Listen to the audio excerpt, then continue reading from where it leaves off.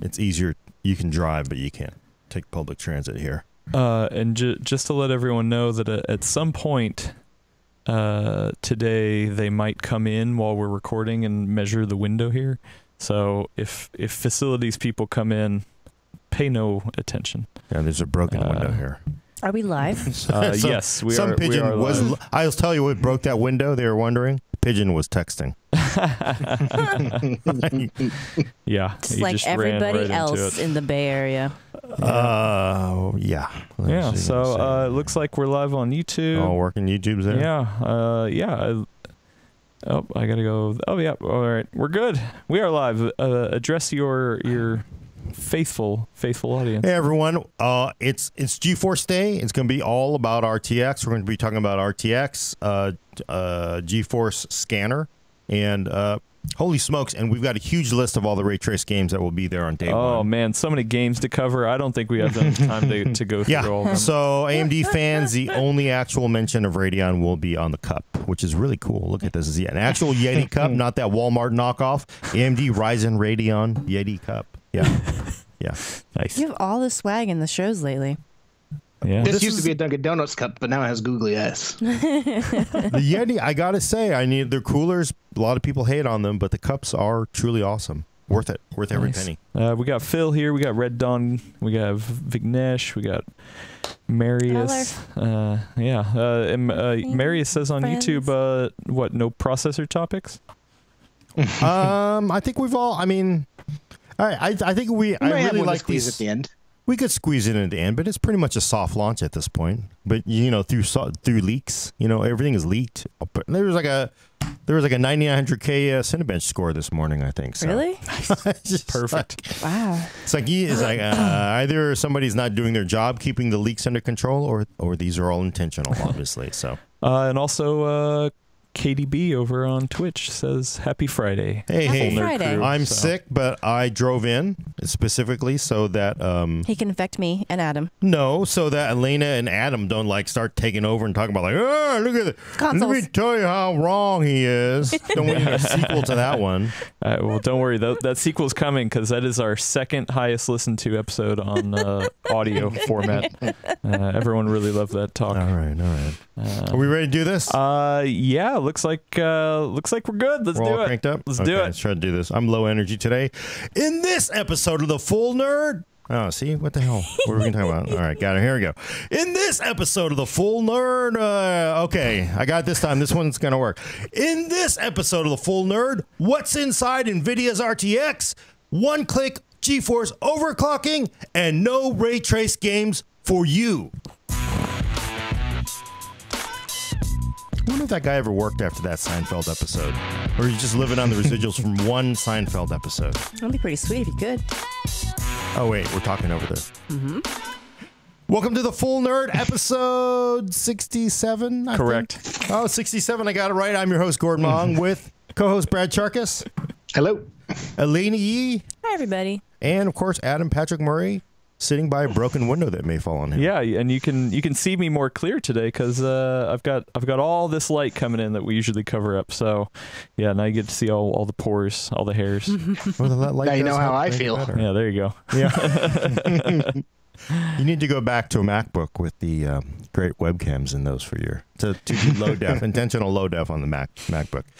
Yeah, but with this fancy webcam, I could show off stuff like this. Oh, wait, can you do that? No. Hold up. Whoa. You Didn't can't you just show break that. that? You can't do that, can you? There's one right there too. Are you serious? Can you really do that?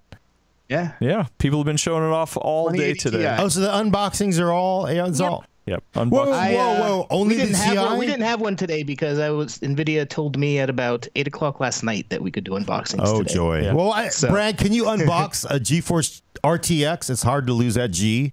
RTX 2080 Ti for us? Put it back in the box Flash us again. and then unbox it. No, really. So that's it, huh? Yeah, that's it.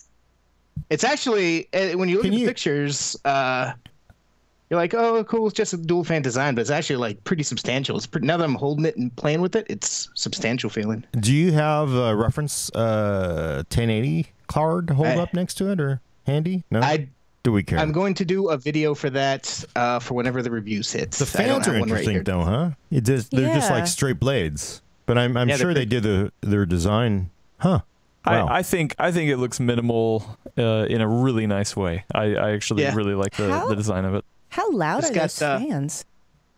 It's got the USB-C connection at the nice. end. We've already just gone through all this. It's got the nice backplate if I can get out of the sun. And do you know if the LED is multicolor, RGB, or just all green? It's every color, all the colors you want. As long as you want. That's the green. 2080 running in this system behind me. So this, I just want to point out, this is actually the first time I think anybody's really seen a real RTX card outside, right? I mean, no, you can outside see them at Gamescom. Steve. Well, were those real? Did people have were real cards? They actually. Those were the real ones. I actually got to touch a 2080 Ti at Gamescom because HP had one just sitting on a desk somewhere.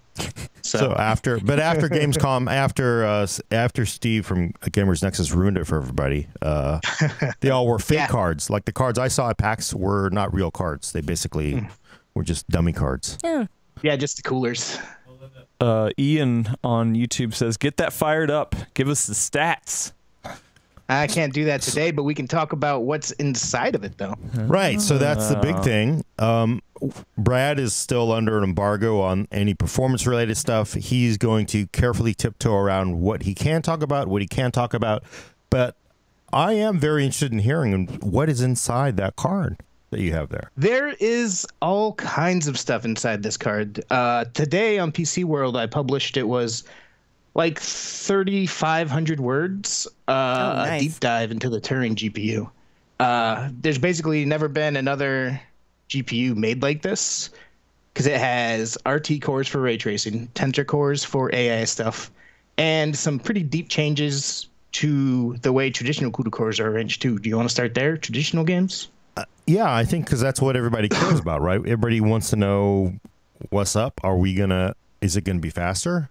I saw some leaked indications, and I'm sure you can't comment on it, but there were indications. I can't comment on whether these cards are faster, but I can say that with the changes they've made to the Turing GPU, core for core, like if you had a GTX 10 series and a 20 series card next to each other with the same amount of CUDA cores inside of them, the 20 series card would have higher performance. And that's because of improvements to the SMs, right? The shader modules, or whatever the heck they're calling them. Yeah, what they've basically done is traditional GPUs just have a single FP32 pipeline to create, traditional graphics, rasterized graphics. But not every instruction that a GPU gets is those render instructions. There are also more computing-based instructions that in Turing, they introduced a new pipeline that runs simultaneously with the FP32 pipeline called Int32, I believe it is. But there's another pipeline there to handle those non-render based compute calls or whatever. Yeah. And NVIDIA says that on average, for every 100 FP32 calls in a game, there's 36 of these other kinds of calls. And in Battlefield 1, it goes all the way up to 50. So half of the calls are Int32 calls, or a third. So now those can run simultaneously, while the render is going on, those other ones can also go on. So that alone gets you a huge bump in performance. Nice. But we don't know exactly. And now Brad is not going to say this. I'm also I just want to tell people I have no information. I've not been briefed because I don't cover the GPU stuff. But there was a leak saying 2080 was faster than a Titan V or something crazy. NVIDIA itself yesterday sent out a thing from GTC Japan saying that is faster than a 1080 Ti. Okay. At 4K 60. You can hit 4K 60. Right. And there was I thought there was a 3D Mark score leak this morning. On one of the leak websites saying that it was faster than in 3D Mark, of course, than a Titan part, current Titans. So. Yep. That my yep is not me confirming that. My yep is saying that leak happened. that leak, Brad is confirming. He heard that leak. I did see the leak this morning pushed out to my phone. So that's an indication of just the brute force of these new redesigned conventional gaming cores, right? Yep, that's part of the reason that's faster, because it has that new pipeline that takes a lot of the workload off, so it can do more stuff at once. Going through here, they've also redesigned the cache and memory architecture. rather than diving too deeply into that, I would say go check out the memory overview.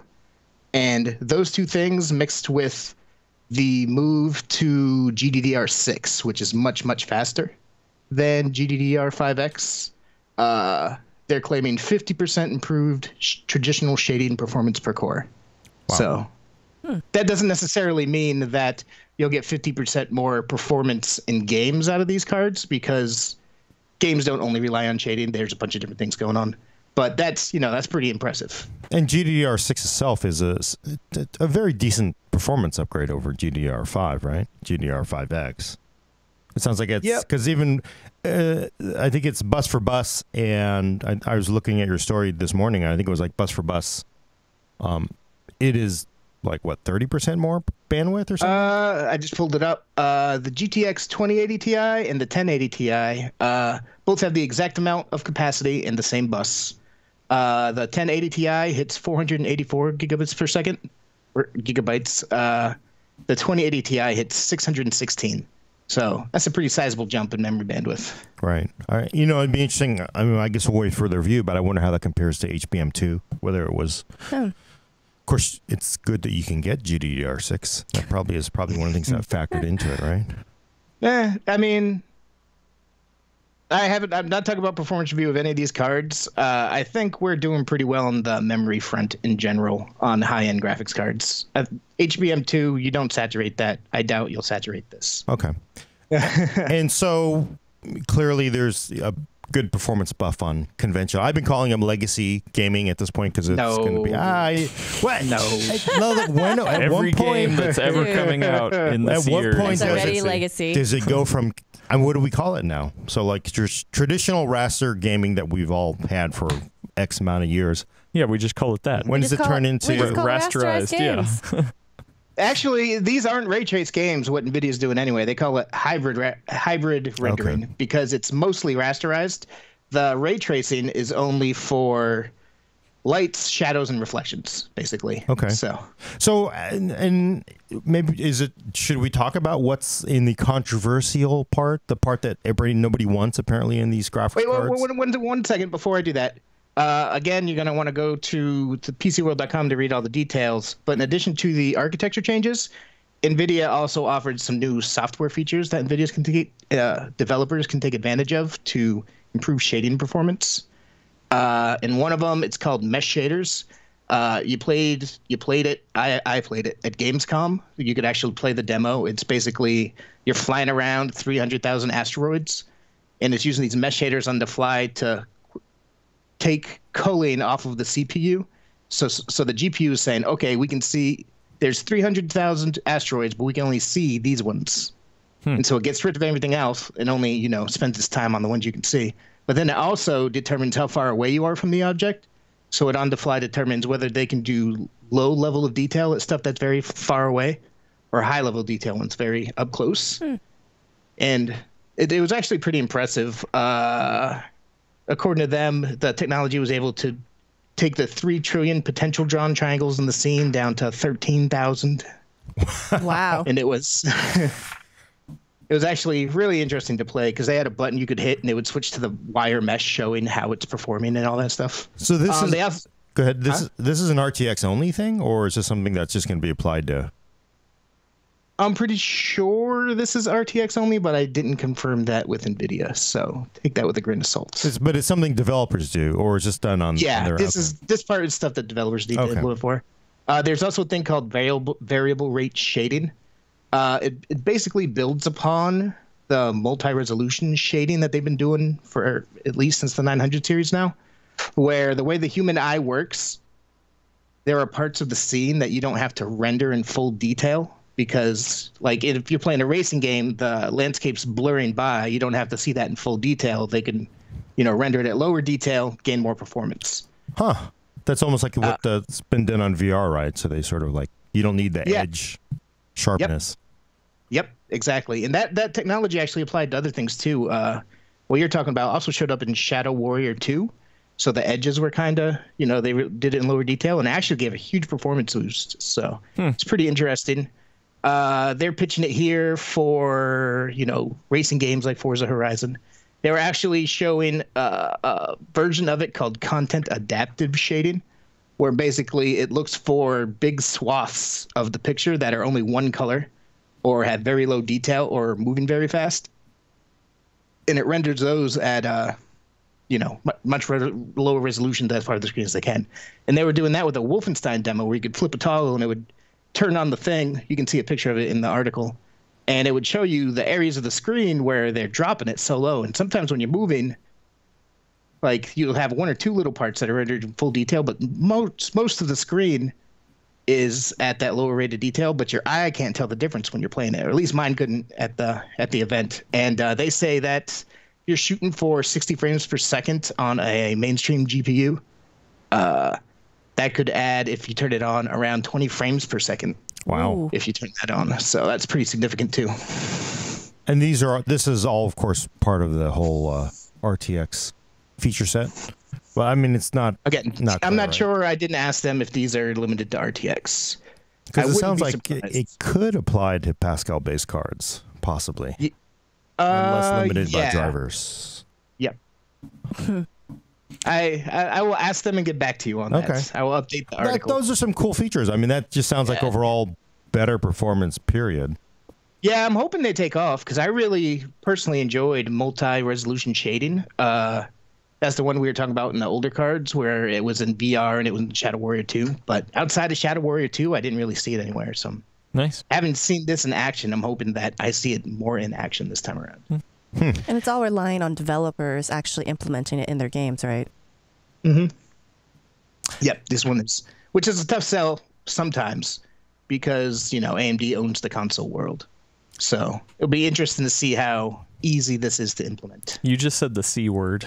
Don't say that around Gordon. Yeah. Especially when he's not It's feeling true, it. though. No, I mean, that's a huge part of the conversation. Developers target that. So But that's not controversial because consoles will get ray tracing next generation. I think probably 6 months from now, 4 months. Maybe we could be here already. We do have some questions building up. If you would like to answer them, Brad. Before we get into Try your the best. controversial part. Yeah. All right. Ian McPherson's asking, do you think the enclosed base plate could create more heat? we'll have to see. Testing will tell. The previous Founders Edition cards also had a backplate on them. And those, though, that was a blower design, so that blew the heat out of the system. This one also has a backplate, but it blows heat into the system because it's a dual fan design, like most third-party cards. Mm-hmm. So the possibility's there, but we'll have to see how effective it is. He follows up by asking, when does the embargo end for the test results? Wait, can you say that? You can't answer? Okay, he Who can't knows? answer. Can't These tell cards us, folks. launch on September 20th. That's the day pre-order ship out and you can buy them. I can't tell you when review embargoes lift. Wait, when is the actual... So that's next Thursday. So next Thursday is when they're officially out? That's when you can go buy one at a store. Okay. Yep. So Theoretically. you would think before then reviews would be out. We should camp out. Oh, but I guess the question is, when will drivers be out? You get the car. Drivers download in 3 months. Jacob Flores has a little bit of a question. If this handles integer stuff simultaneously with float, does that mean it'd take away integer operations from the CPU? That is the idea with the mesh shaders. I'm not sure if that's the way. It shouldn't work that way with traditional graphics pipelines. But I just bought a 16-core CPU, Brad. What's it gonna do now? It took our jobs.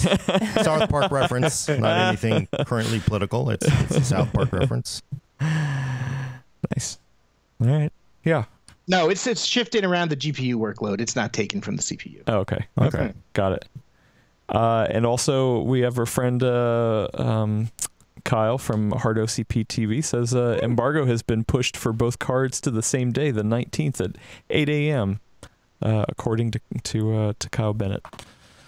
So we'll see. No comments on our end. I can neither confirm nor deny. Yep. But I normally would even let you know I had the card the way I'd normally operate, but since they had the unboxing reviews today, I figured I'd show it off. Yeah, I saw that both Kyle Who else? Paul had one. Good unboxing video. Oh, cool. Yeah, so I want to check those out. Hey, I got a question. Like I said, I would have had one, but I didn't even. They never mentioned it to me until the football game was started last night, and I'm not quitting watching football game to take an unboxing video. So. Priorities. Nice. Is a USB-C port? It's not Thunderbolt. It's just straight USB-C. I guess It's so. virtual link. So virtual link. So I really should have read up on the spec, but it's USB along with DisplayPort. Yeah. All right. And audio. And power. Yeah, DisplayPort, power, and yeah. I'm Those wondering three if things. it's only from the card out, or if you plug in your USB-C SSD, would it Are you work? asking if you can charge off of your graphics card? Yeah, or my phone. USB-C to USB-C. I can tell you the USB-C audio won't work. I was gonna say, Gordon just really loves this USB-C world. He sure does. USB-C world. That's the new IDG property. You could just honestly do nothing but cover how things don't work with different things like USB-C. That was a good video. Another quick question. Alan on YouTube is asking, does NVLink stack up VRAM? I need extra VRAM for 8K gaming. It doesn't perform any differently than the previous version of SLI, so no, it's just much, much faster. Nice. So it has much more available bandwidth, which you're going to need if you're trying to, run SLI 2080 Ti's to power 144 hertz 4K display. Damn.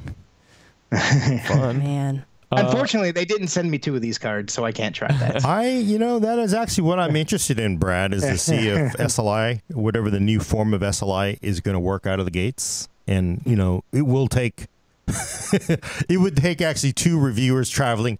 I guess Kyle and Paul, the only people I can think of, because they seem to live like 3 miles from each other. But Kyle and Paul on YouTube could go to each other's houses with 2 cards, plug them in. But you would need the bridge. I bet nobody has the bridge. Yep. True. Also, thank you, Rurutu, for giving us some little sprinkles on Twitch. I appreciate that. Prozone Layer is asking, why is NVIDIA hiding the performance potential of these cards? We know it will be better, so why hide it? They always do that. They always will say, hey, it's better than the Titan, whatever the old Titans were. Titan Black, the new 1080 is better than Titan Black. That's not the real one. They would always do that. They do grand proclamations. Like they said yesterday, the 2080 is going to be faster than the GTX 1080 Ti. They never tell you explicitly beforehand, like this much faster. And that's not different this time around. What's different this time around, and I think it feels different this time around, is because they're available to pre-order. So they're asking people to put money on the table without knowing concretely, and being able to make an intelligent decision on what you're buying before you buy. So I think that's the difference. But Brad, I heard that they are intentionally hiding the performance to make everybody think the performance is bad, to make everybody go out and buy older cards. You see? There you go. New card, Yeah. slower than old card, therefore buying old card, but because they have a lot of those old cards, but the new card will actually be faster. For audio listeners, Gordon is literally twisting Because that's how himself to It was reach freaking this out my conclusion. webcam. the conspiracy theories are just kind of all over the place on this one. They really but definitely Well, it'll be interesting to see if those prove true when reviews do hit, because who knows where these land. If they do land close to, if the 2080 does land close to the 1080 Ti, and it's on sale for $800, I think it is, and you can get 1080 Ti's for $550 sometimes on sale these days. That's a $300 decision you're gonna have to make. But again, that's all speculative. I haven't even come close to finish testing these cards. Yeah, well, I'm Nice. sure we'll have that argument on the Yeah. next Full Nerd. Yes, definitely. On Andres, Anders, I'm sorry, I don't know. Do you think DLSS can achieve better results than checkerboarding we see on console games? Yeah. Yes, but we'll get to that. We'll get to that soon, Okay. because I'm going to cover that in the Tensor Core section. Yeah, okay. actually, we should. Should we? You got a couple more? No, let's I want to move hear on. about all the cool stuff. Yeah. Okay, so all ray the cool tracing. stuff. It is actually, looking at the diagrams, takes up about half of the die. This die is inside of these things is actually huge compared to the GTX 10 series Pascal die, because it does cram in dedicated hardware for ray tracing and RT cores. They've never actually said what RT cores are. I'm guessing it stands for ray tracing. And tensor cores, which first appeared in the data center cards like Volta and Tesla and whatnot, for AI machine learning kind of things, right? So it's actually pretty interesting. Again, you probably want to consult the article at some point if you can, because the way that one frame is processed is different in this compared to previous GPU generations now. In games that will support NVIDIA's RTX technology. So RTX is built on top of the DirectX ray tracing API that Microsoft announced earlier this year. RTX is NVIDIA's proprietary blend of hardware like this and the software inside of it to, make ray tracing happen and make DLSS happen and whatnot, right? Pardon me. So anyway, now when you're rendering a frame in with Turing, you've got your FP32 shading going on for about 80% of the time, right?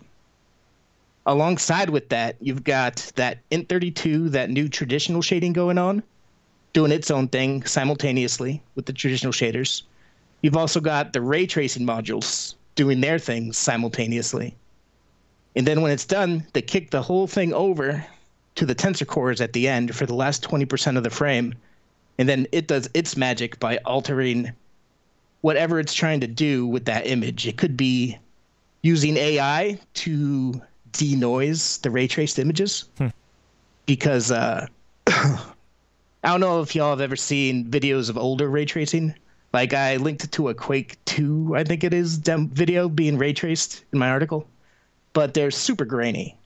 And that's because trying to do the raycast and stuff. So the Tensor Core AI can say, hey, that's not supposed to be grainy like that, and erase some of the grains and stuff.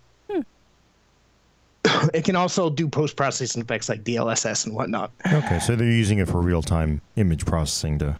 Yes. So sort of, if they can't hit a higher... I mean, they're not going to be able to... It won't be perfectly clean for probably many generations, but they can just erase the... They can make up for that just by cleaning up the image in a way. Yes. Because ray tracing... This is hybrid ray tracing. Yeah. And actually, with NVIDIA's RTX implementation, it doesn't... The whole scene isn't rendered. It only shoots out a very limited number of rays compared to those older super grainy videos that each of those is like a ray being messed up. So there are much fewer rays being cast with this. But yes, the tensor cores go back and clean up if anything grainy does manage to slip through. But doesn't it hit like giga rays? How many is it? 11 giga rays or something like that? 10 plus giga rays. 10 plus giga rays. The GTX 1080 Ti does 1.1 giga ray. Perfect. So yeah, I've got in that article, I've got a bunch of details about, how exactly ray tracing works, the algorithms that used to speed up so much compared to older software emulation. Thing about tensor cores. One of the cool things about tensor cores is it's not just cleaning up ray tracing. It can also do NVIDIA's launching what it calls NGX, Neural Graphics Framework that developers can tap into. And that's what DLSS is part of.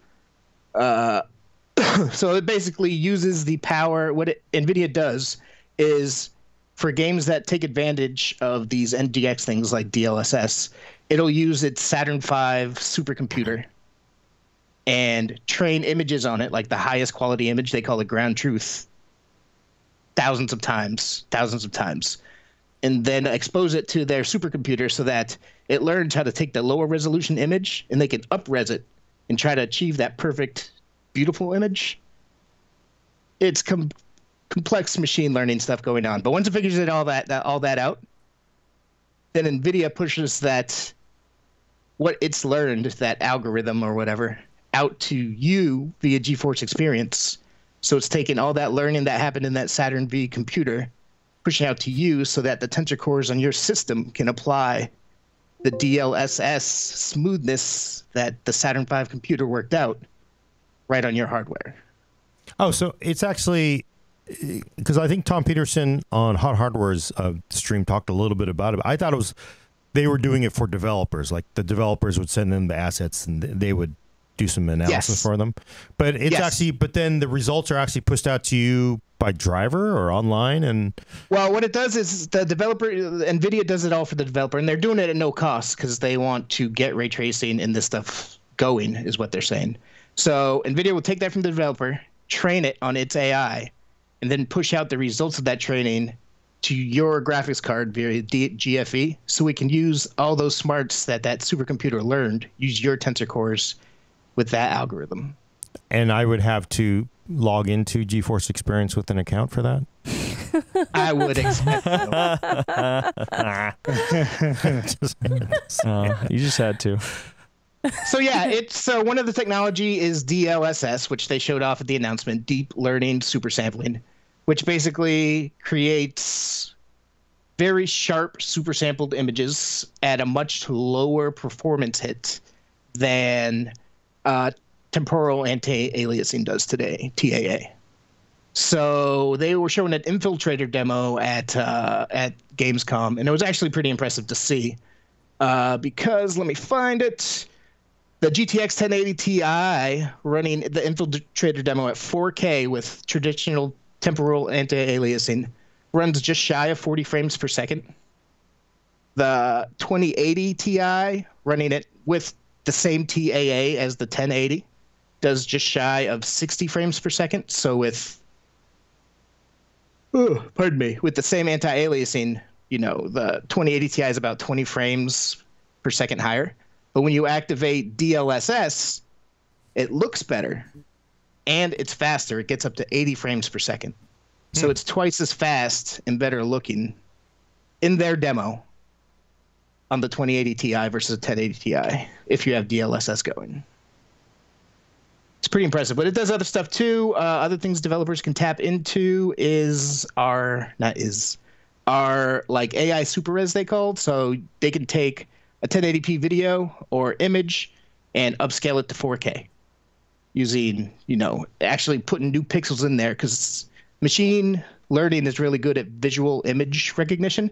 So we can say, hey, that's not supposed to look like that. It's supposed to look like this, and actually add new pixels in so that it looks the way that's supposed to. It's not just stretching it. Other stuff like that, slow-mo, stuff like that. Wow. I mean, it's actually pretty interesting, but that all involves developer buy-in too. So again, we'll have to see if developers buy in. And that's a tough one, right? That's always the... But I mean, the fact that they have the hardware now, developers can decide if they want to buy into it. Yep, and actually DLSS, deep learning super sampling, oops, shouldn't push on that, already has 25 games signed up saying that they'll support it. So, including PUBG, Scum, that new Battle Royale game that just came out, Hitman 2, Ark Survival Evolved, Shadow of the Tomb Raider, Darksiders 3, Hellblade. There's a bunch of pretty decent games that are signing up for that, So that's pretty good. I mean, that's pretty good adoption. I guess that tells you it must not be that difficult to do, right? So, yeah. And like I said, it's cool, but it's also smart. I can understand why they're doing it. That NVIDIA is doing this for free, training its AI models for free for developers to get this out the door. So hopefully that encourages more of it. So, I do have a question, because this has come up. A lot of people feel that a lot of one of the stated issues, their issues with RTX, the GeForce RTX, is a proprietary ray tracing world that NVIDIA is trying to build. And I thought, and I don't know if you can confirm or not, but I thought Tom Peterson, and again referencing the Hot Hardware video, you should watch that, anybody. He basically said no, that actually the ray tracing is it's DirectX based. I think DLSS is actually part of whatever, super secret NVIDIA stuff, but they're not asking developers to add ray tracing effects on a proprietary, GeForce. Well, like I said, RTX is NVIDIA's blend of hardware and software that puts a proprietary spin overall on the open DirectX ray tracing API, or not open because it's only Windows, but everyone can access it on Windows. So yes, it's built on DirectX ray tracing, but once you start, programming stuff in to work with tensor cores and RT cores, then that's NVIDIA's creation. You're programming to NVIDIA's hardware there. So. Right. So that part of it, yeah, it's hard to see people not. Yeah, if you're a developer and you're going to buy into all of it, then it'll be pretty much mostly proprietary, I guess. So. Yeah, but it is based on the underlying DirectX ray tracing API. If you mostly just stick to that, and competing hardware comes out that also supports ray tracing in the future, it should run on that as well. Okay. So we have a hater in YouTube, Freak777. He says, none of this crap justifies the price of $1,200. Or let me drink from my Radeon cup. Yeah, just there to make me feel better. We haven't reviewed it yet, so I'm not going to say yes or no, but that is a high price. For the 2080 Ti. That's more than they've charged for Titan cards before. So but I heard this theory that the 2080 Ti would be the Titan, essentially. The Titan, and pretty much the whole Titan thing is going to go away. I mean, it got pretty screwed up in the last gen anyway, right? Yes. Titan, Titan P. I don't remember. XP. X. It was Titan X. No two P. generations ago, it was Titan X, and then last generation they came out with Titan X again, like P, iPhone X. But P. So everyone no P, called it Titan XP because it's Pascal. And then NVIDIA launched an actual Titan XP card, and everyone just with P. Yeah. Titan X with P. No P. P plus. But it had P, but it didn't have all the P's. But yeah, I mean, there's no doubt that they are really pushing ahead with pricing this generation. When you consider how big these GPUs are and how much extra stuff is put in there, I can understand that they might need to. I'm not sure. But yeah, we're going to have to wait for actual reviews to determine value proposition, I think. Yeah. I mean, clearly we have to wait for performance to make a call on it. Yeah. But isn't it pretty standard for companies to come out with new technology? I mean, and this is truly new technology, and charge more for it? I mean, when's the last time somebody said, we're going to give you stuff for free? Traditionally, what happens in the graphics card space is you move from a 680 to a 780. They come out at the same price. It offers more performance. Then you move ahead of generation. That's typically, how it goes. The 80 series card has typically been right around $500. Right. The last couple of generations, NVIDIA has been pushing it up each time.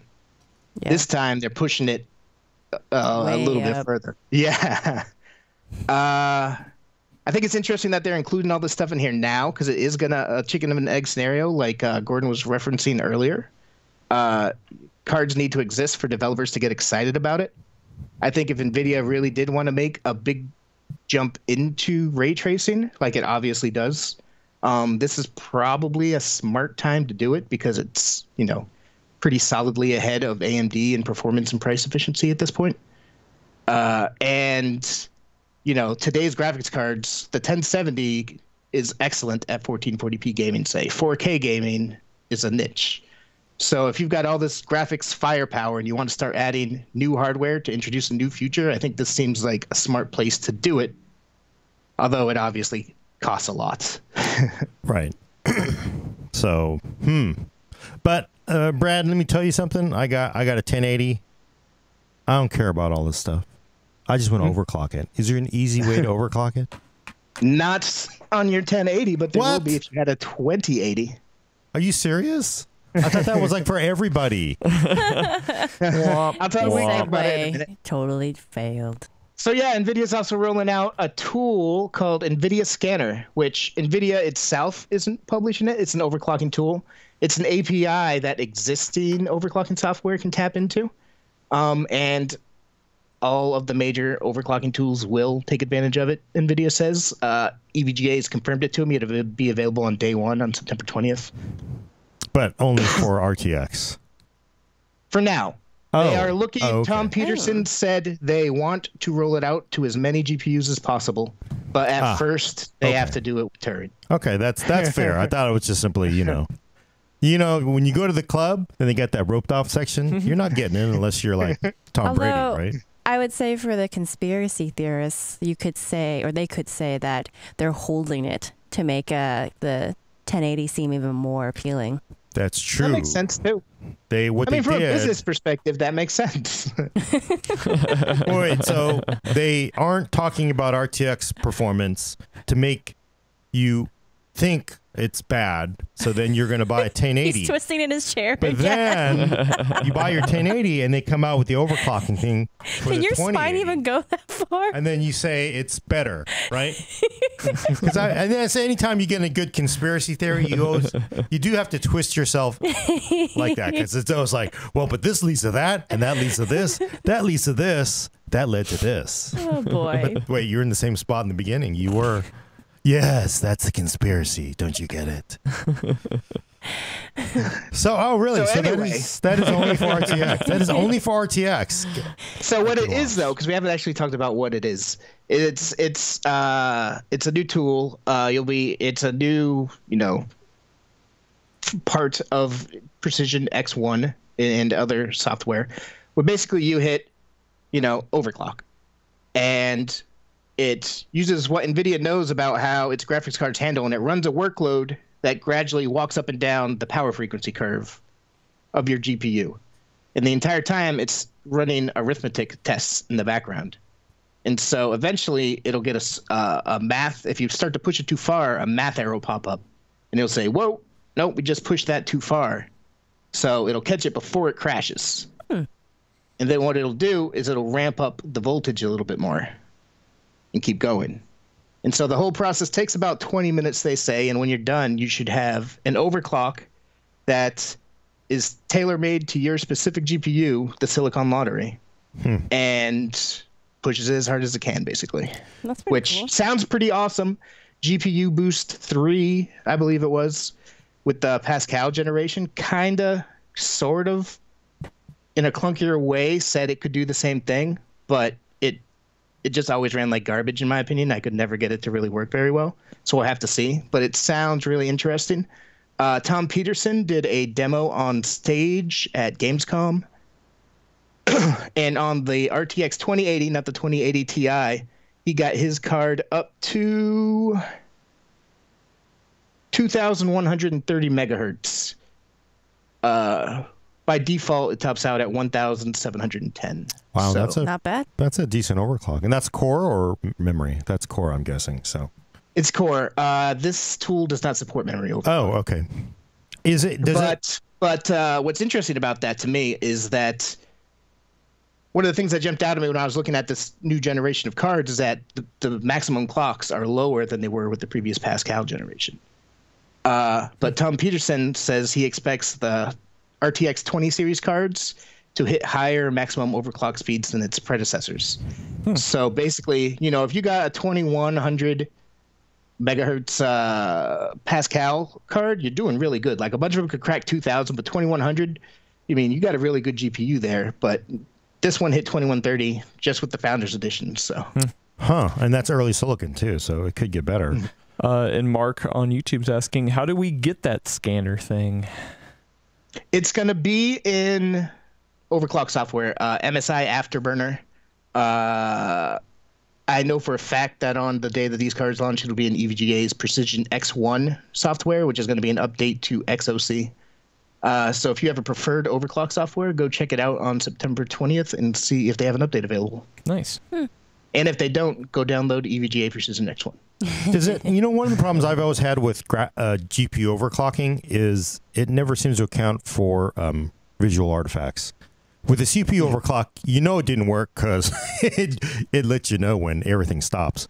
The graphics cards, it's always like, oh, I'm going to overclock it, and you get the weird twinkles everywhere. Does it account for that at all, or? Yeah, they said that's the reason that they're doing arithmetic things the whole time. Whenever those visual errors are flaws, they're things not behaving like they're supposed to. So these arithmetic errors catch that in a non-visual way, basically. So does that leave anything for people who like to overclock, like hand overclock? This is an extra option. This is everything that's available today for overclocking tools, still available today. You can just also use this. Okay.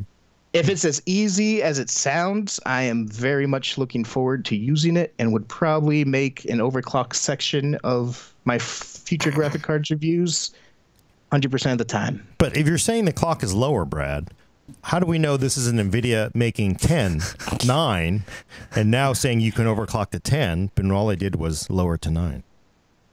That's too many numbers. It's Friday. All right. Another example is I worked at a store, the camera store. I'd come in the morning and say, Gordon, take this Ilford film, put the sticker on, change the list price to a higher price, and then say it's 20% off. And that was my job. I would change stickers to say it was on sale when it was actually basically the retail list price. Is that?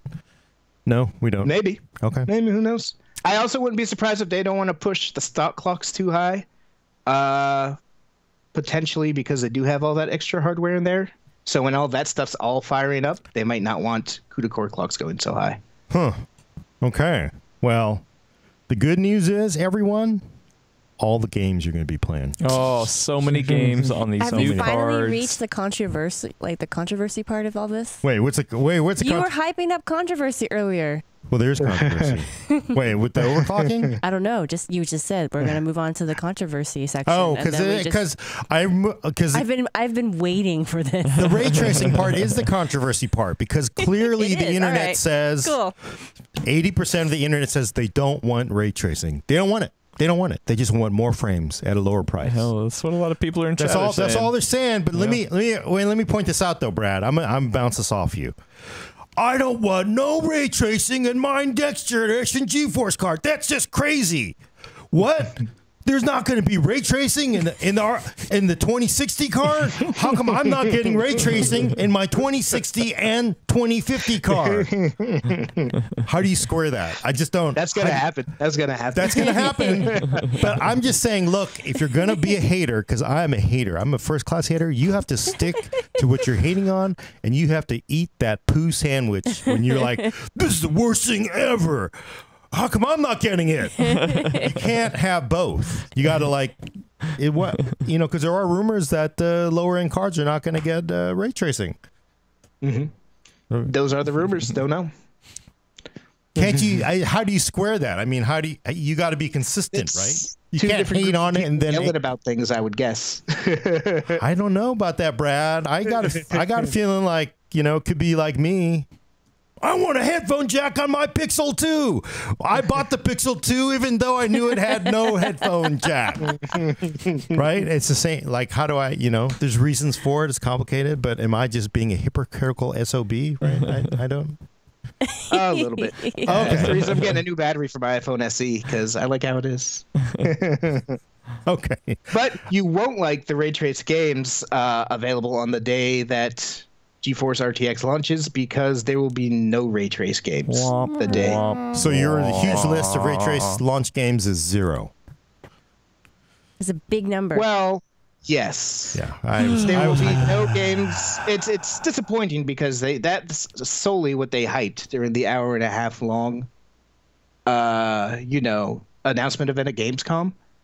But the DirectX ray tracing API that all this is built on isn't actually part of Windows yet. So you can't run ray tracing in Windows 10 yet. So even if the games had them in it, Windows wouldn't enable it? They wouldn't have okay. it. So it's Microsoft's fault. So we can just get mad at Microsoft, right? It's Microsoft's fault. Tony Tomasi, their content VP over there, said that it'll come about a month after launch, and then we'll see a bunch of other games coming out. Perhaps not so coincidentally, Microsoft recently said, without an exact date, that the next version of Windows 10, the big update, is the October 2018. So sometime in October, you'll get it. Huh. It sounds like games will come soon thereafter. But it's still a major bummer. I'm surprised they didn't push the launch back a month, let's say. That is weird. So that you can test. You won't be able to test these games in ray tracing. Yeah, you won't be able to do anything for your benchmarking. Uncle Elias on YouTube's asking, how about DLSS? Will there be any on launch? I'm still waiting for more information from NVIDIA on that. Okay. I've asked them. So at least that's something. Wow. That very well could be. So other features could show up. yeah, but there still are a bunch of games that are going to support ray tracing. There's Battlefield 5, the new Assetto Corsa, Remedy's Control.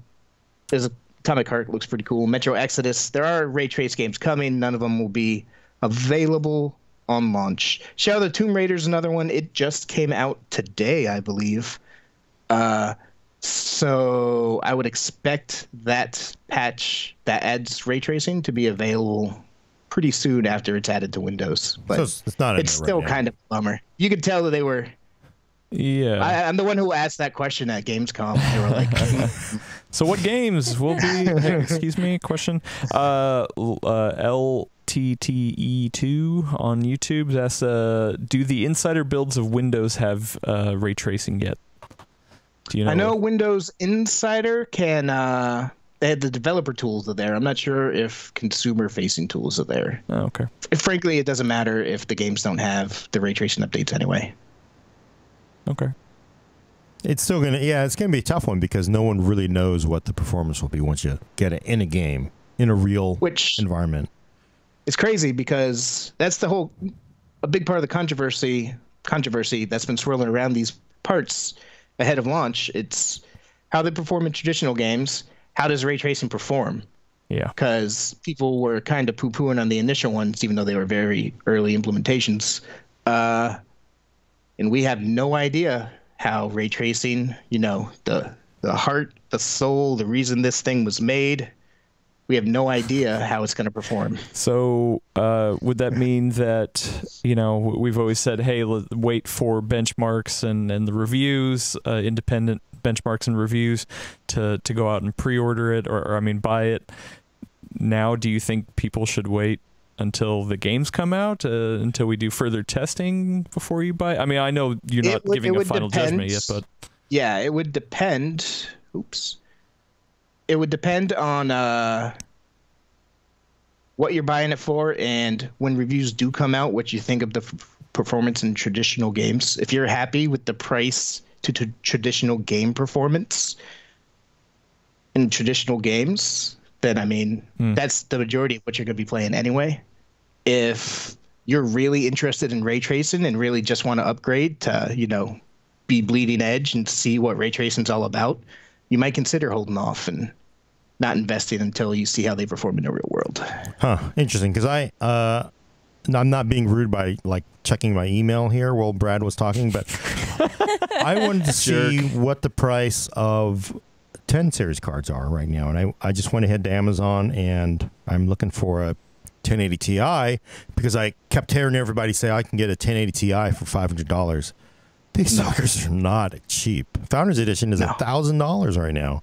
Oh man, the Founders Edition cards are always sold by third-party sellers. Yeah. Just check prices up. You shouldn't spend more than $600 to $650 on a GTX 1080 Ti. You can find that on sale all over the place. Newegg is better for it than Amazon. Yeah. Oh, okay. Yeah.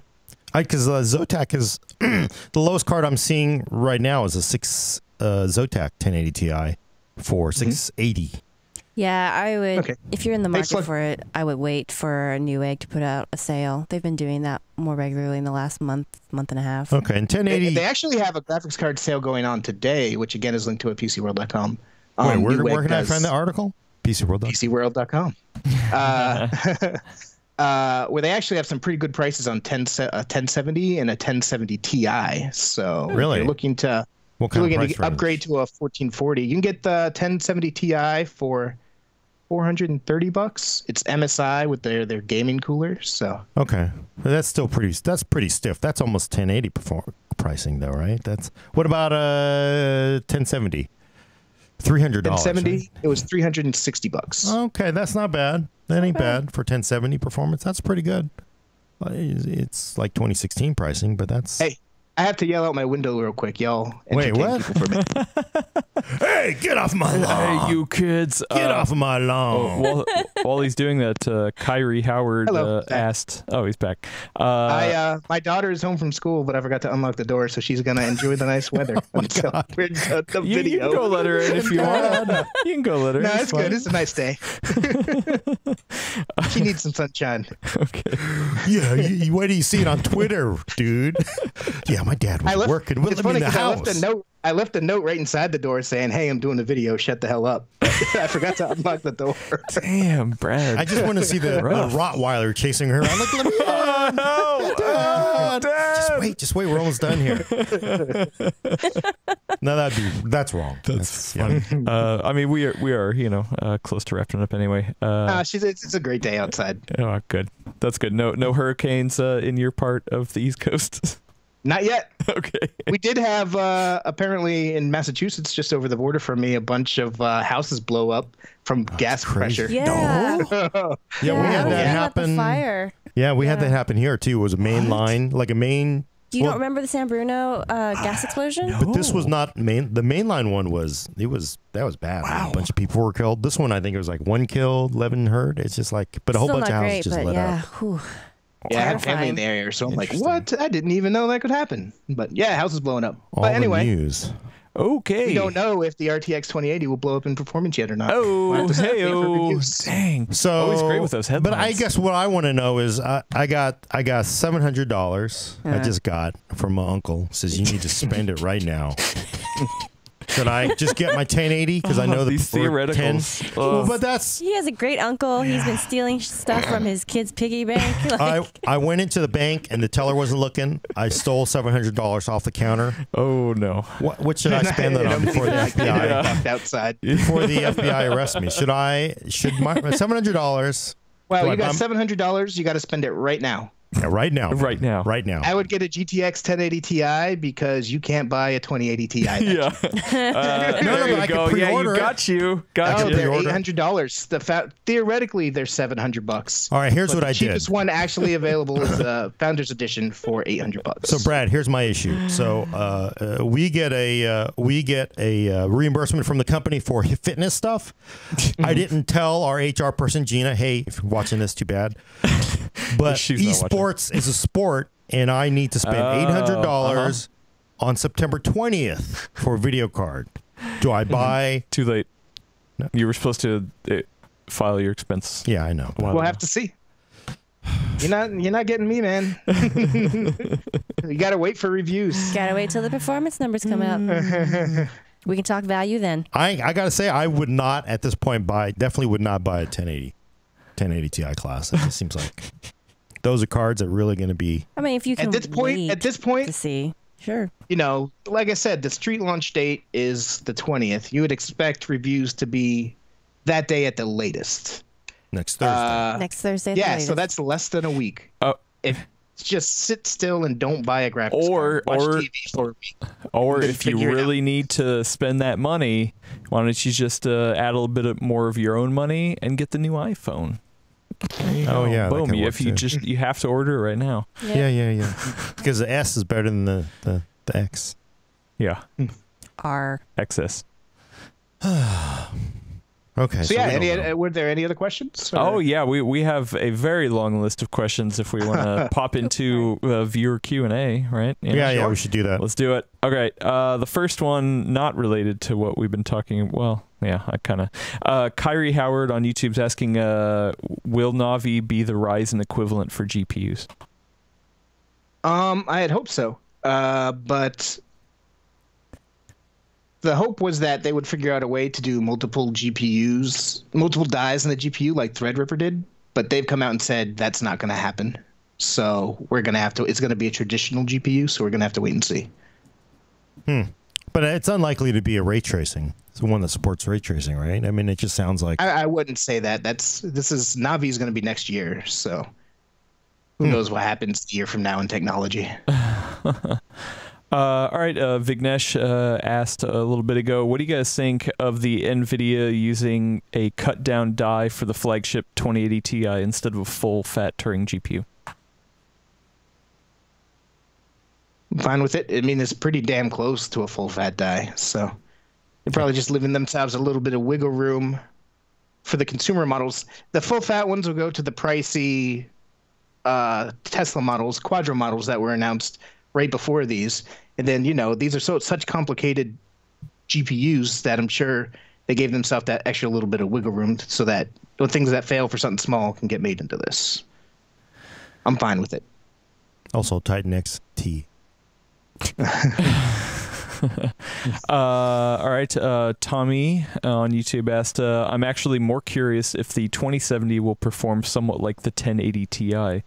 Do you think it's worth waiting for the 2070 or just hope that a sale on the 1080 Ti comes by? We have no idea when the 2070 is going to launch. I would expect it this year since they've already announced it. And I wouldn't be surprised if it happened a month from now. I wouldn't be surprised if it happened 2 months from now, though.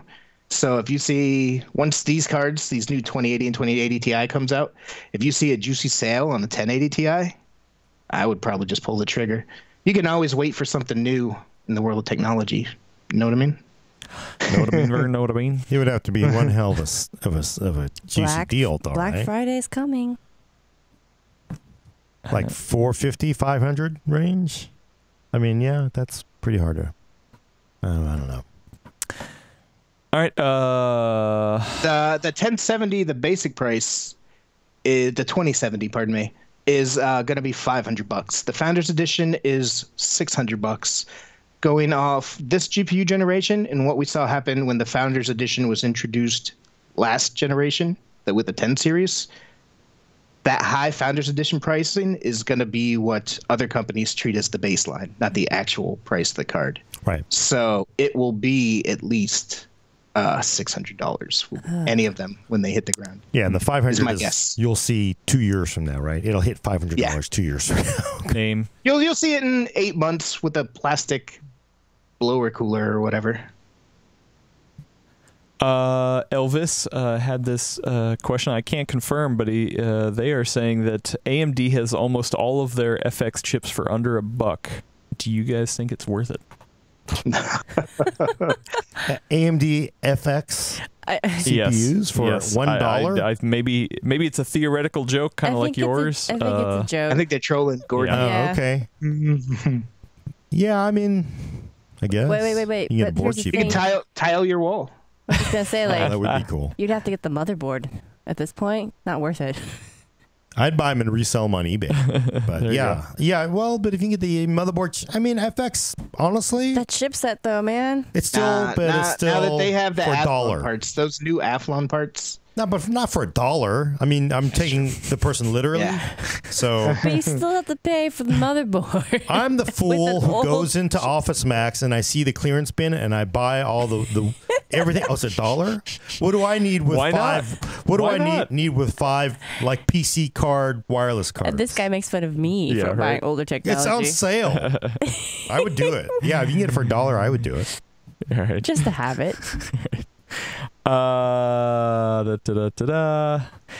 Billy Bob is asking, what do you think about the idea of releasing a card that is just RT and Tensor cores to operate as a secondary card similar to 2D and 3D cards back in the day? Huh. Well, that's interesting. That is interesting.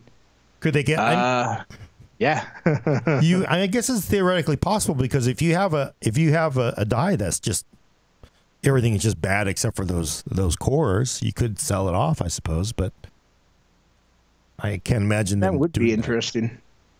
I don't see it happening anytime soon.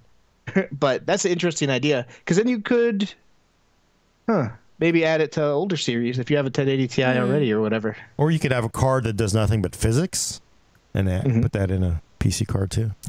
Physics card? Yeah, I know. That's going back. Yeah. All right. In Elementalism, what if there will be a full GTX series along with the RTX cards? So an RTX 2080 and a GTX 2080. What are the chances?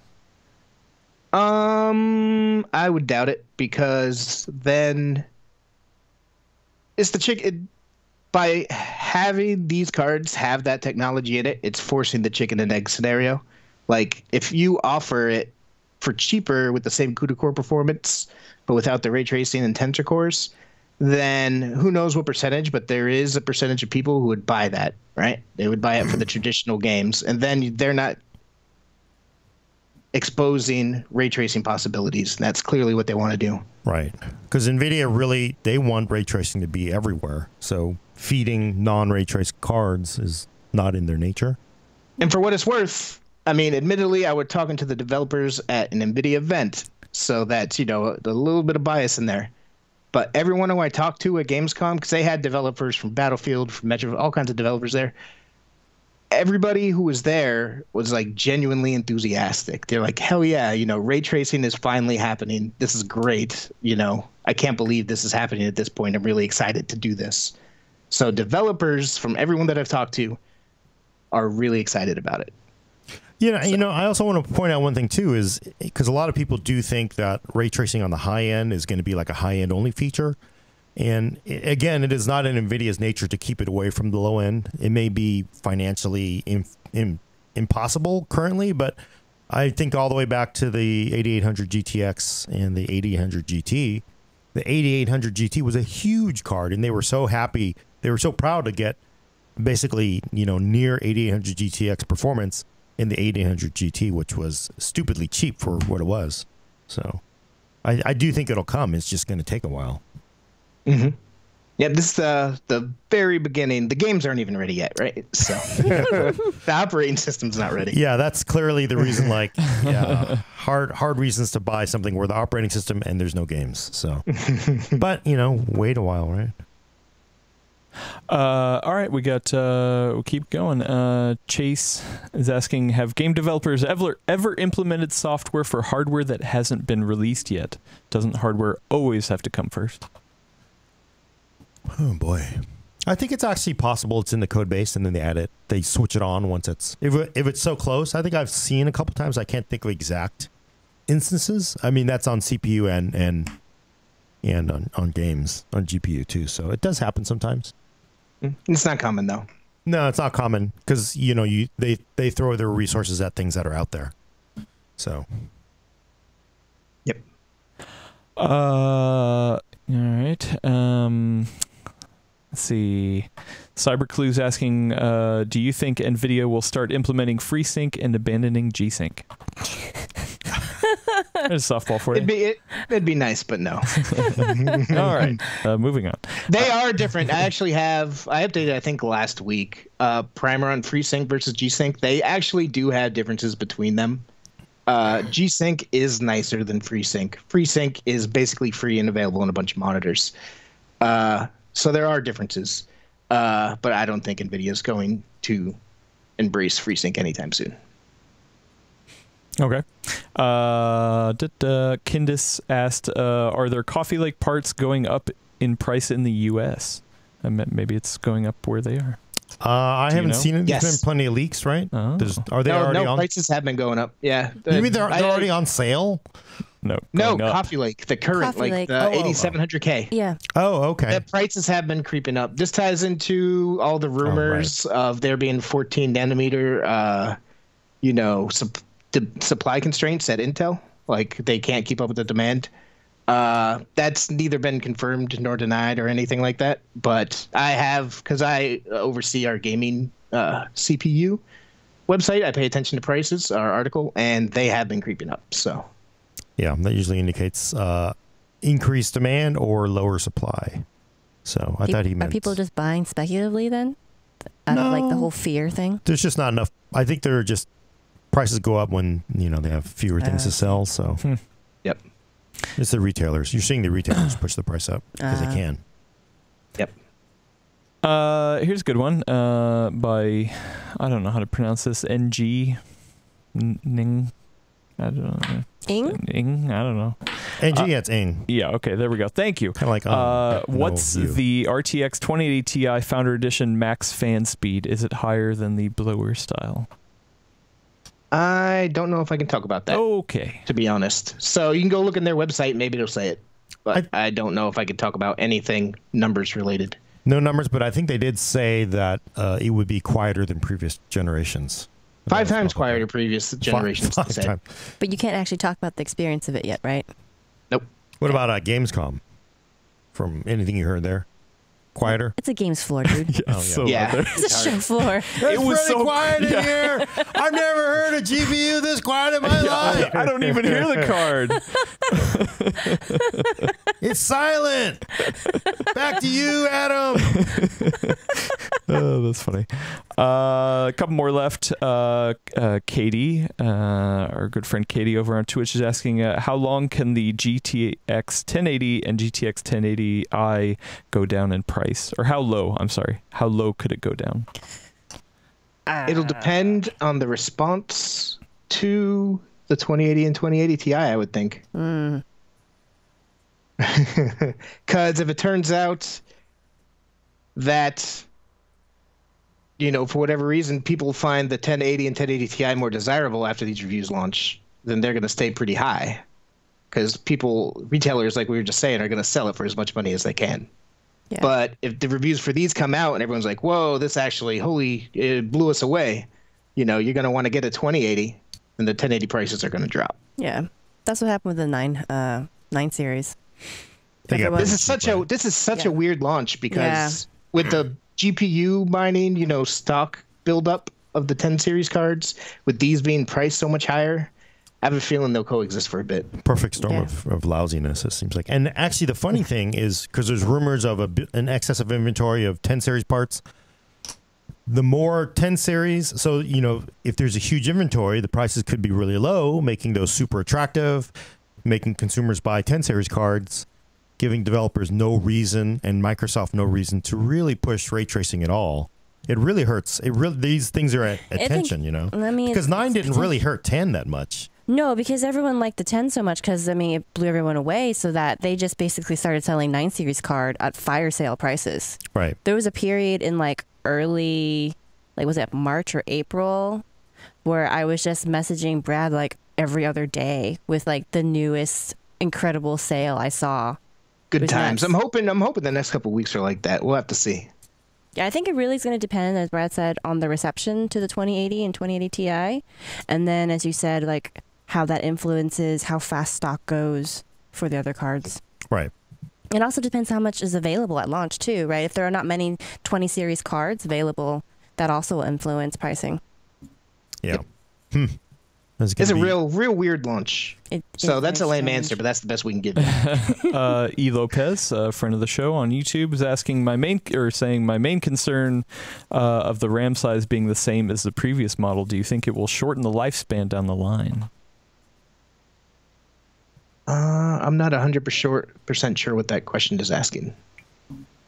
I think he's thinking is it gonna, if I buy a 2080 Ti, am I gonna get hurt because it doesn't have enough memory to play run my games at Yeah. 8K when I have my 8K monitor in 2 years? No, you'll be fine. I'm not worried on these high-end chips. I'm really not worried about High memory resolution. bandwidth. Okay. Yeah. Okay. Well, it might, if you do eventually go to an SLI setup and do try to do an 8K surround setup, NVIDIA was touting one of those and it's NVLink slides, an 8K multi-screen setup, then you might start running into issues. But if you don't plan on dropping $10,000 on 2 screens and 2 graphics cards sometime in the next 5 years, then don't worry about it. Okay. Last question from Enigmatastic. If I was this was over on Twitch. If I was building a new PC for recording 4K 60 gameplay, what CPU is recommended? I can even chime in a little bit on this too. Yeah, Adam's the pro. Yeah.